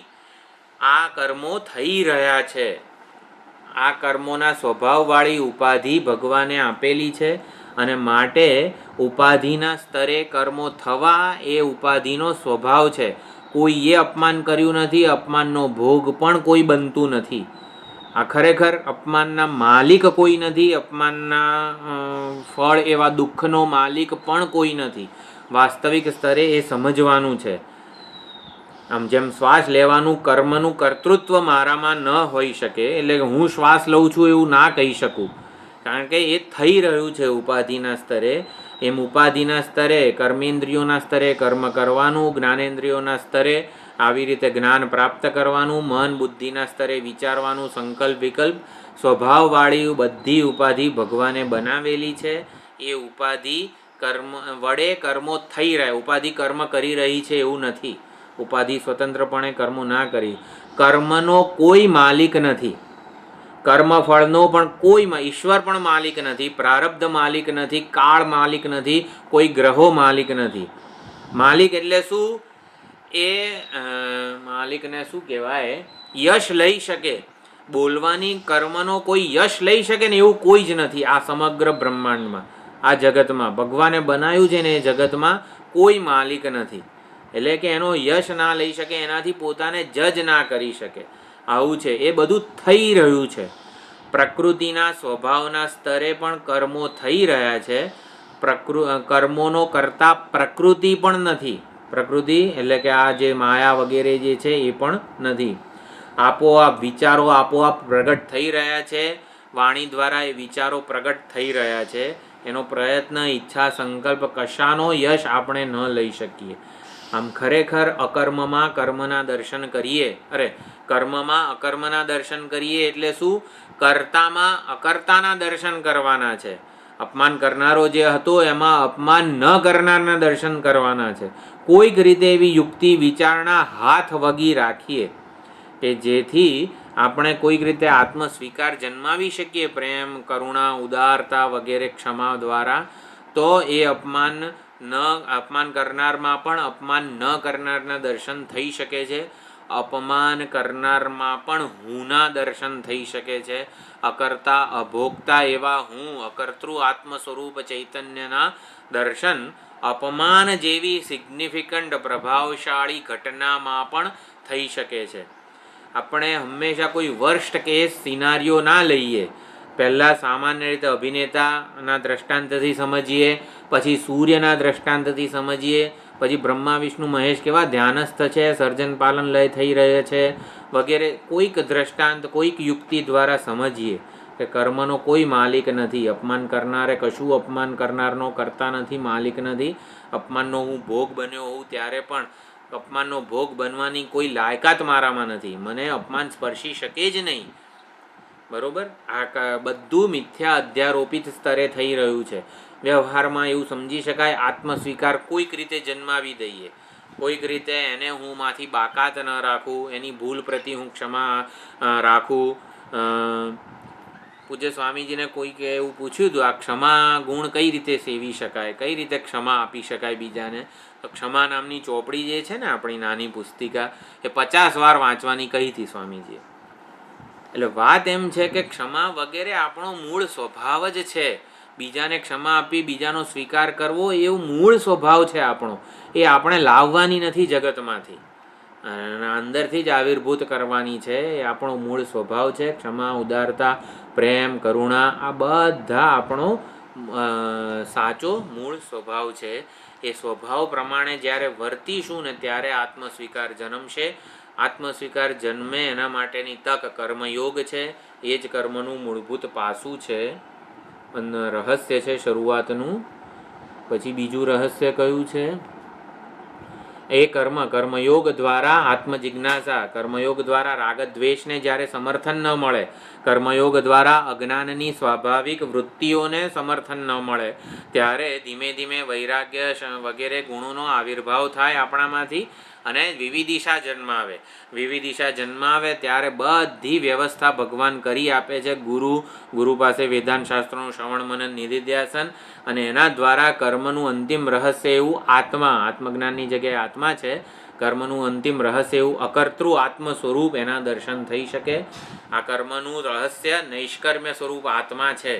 ગહના કર્મણો ગતિ, કર્મની ગતિ, કર્મનો સ્વભાવ અત્યંત ગહન છે. કઈ રીતે? અકર્તૃ આત્મ સ્વરૂપના દર્શન કરાવવા દ્વારા આ કર્મની ગતિ અત્યંત ગહન છે.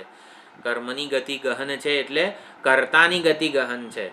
ભીખ માગનારમાં જે ભીખ ન માગનારના દર્શન કરે છે, એટલે કર્મ થઈ રહ્યું હોય ત્યારે પણ જે અકર્તા આત્માના દર્શન કરે છે. એટલે કર્મ આપણને અકર્તા આત્મ સ્વરૂપના દર્શનની તક પૂરી પાડે છે. એ કર્મનું અંતિમ રહસ્ય છે.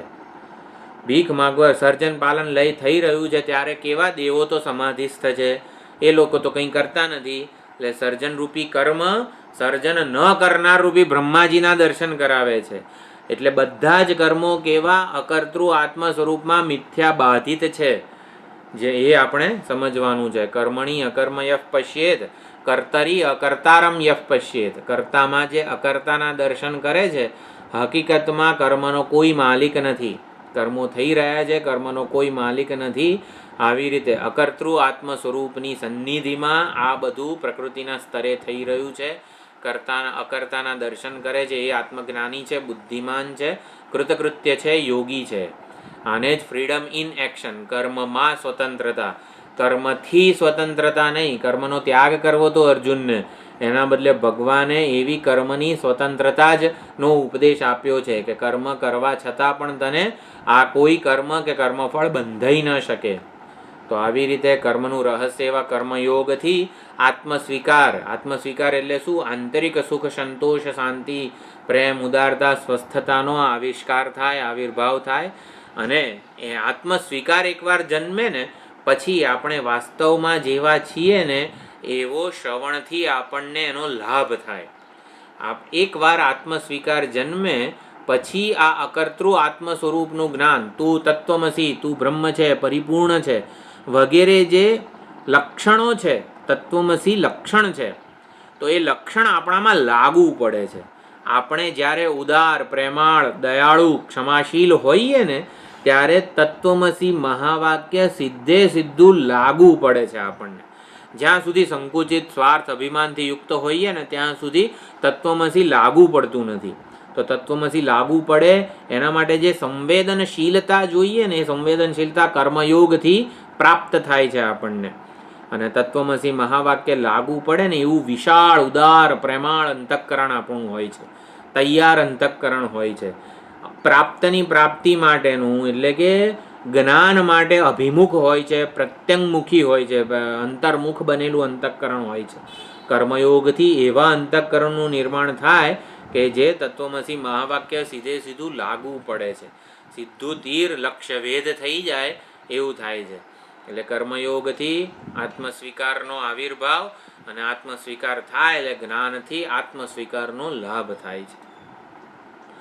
તો સુંદર કોઈક રીતે આપણે સમજી શકીએ કર્મમાં અકર્મના દર્શન એ ખાસ સમજવા, કોઈક યુક્તિ, કોઈક વિચારણા આપણે પકડી રાખવાની, જેથી આ જગત આપણને પ્રભાવિત ન કરે. આગળ જગત વિશેની, જીવ વિશેની, ઈશ્વર વિશેની સાચી સમજ મેળવીએ અને કોઈને હુંમાંથી બાકાત ન રાખીએ.